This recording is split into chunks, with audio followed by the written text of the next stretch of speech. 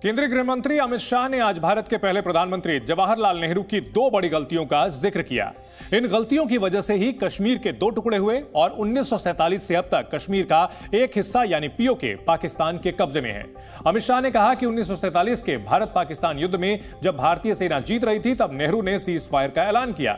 इस cease fire की वजह से पीओके पर पाकिस्तान का कब्जा हो गया क्योंकि पाकिस्तानी सेना कश्मीर के उस इलाके में दाखिल हो गई थी। अमित शाह ने कहा कि अगर यह सीज फायर 3 दिन बाद होता तो पीओके भारत का हिस्सा होता। यह नेहरू की पहली गलती थी और भारत के तत्कालीन पीएम नेहरू की दूसरी गलती थी यूएन में भारत का आंतरिक मसला ले जाना। नेहरू खुद ही कश्मीर का मसला लेकर यूनाइटेड नेशंस में गए।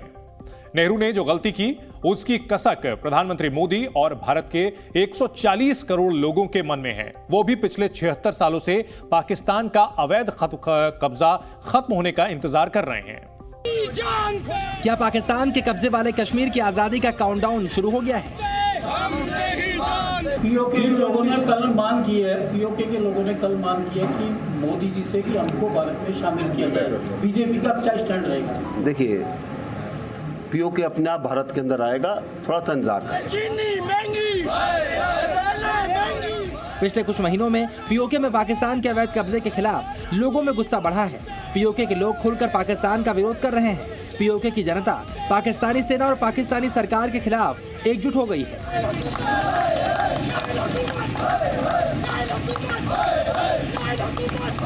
पिछले महीने पीओके के स्कर्दू में लाखों की भीड़ सड़कों पर उतर आई थी और वहां के लोगों ने खुलेआम ऐलान कर दिया था कि वो करगिल चले जाएंगे, यानी उन्होंने भारत के साथ मिलने का प्लान बना लिया था। पीओके में पाकिस्तानी सेना के अत्याचार की कहानियां पूरा पाकिस्तान जानता है। पाकिस्तानी तो अब खुद ही कह रहे हैं कि पीओके का भारत में मिल जाना ही बेहतर है। पाकिस्तान में आर्थिक हालात खराब है और उससे अपना मुल्क नहीं संभल रहा। कूटनीतिक रूप से भी पाकिस्तान दुनिया से अलग थलग हो चुका है। पीओके के लोग खुद पाकिस्तान के कब्जे से मुक्ति चाहते हैं। अमेरिका और फ्रांस जैसे मुल्क भारत के साथ खड़े हैं। यहाँ तक कि सऊदी अरब, संयुक्त अरब अमीरात और मिस्र जैसे मुस्लिम देश भी भारत के साथ हैं। पीओके के लोग खुद ब खुद हिंदुस्तान में जुड़ जाएंगे।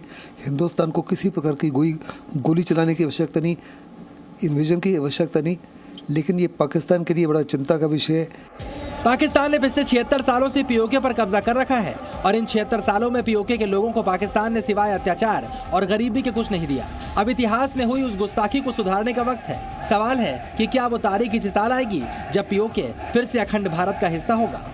ब्यूरो रिपोर्ट, जी मीडिया। 2024 में पीओके की वापसी का सबसे बेहतर समय है। हम ऐसा इसलिए कह रहे हैं क्योंकि इस समय पाकिस्तान आर्थिक, राजनीतिक और सैन्य रूप से सबसे ज्यादा कमजोर स्थिति में है, जबकि भारत की इकोनॉमी इस समय शानदार तरीके से बढ़ रही है।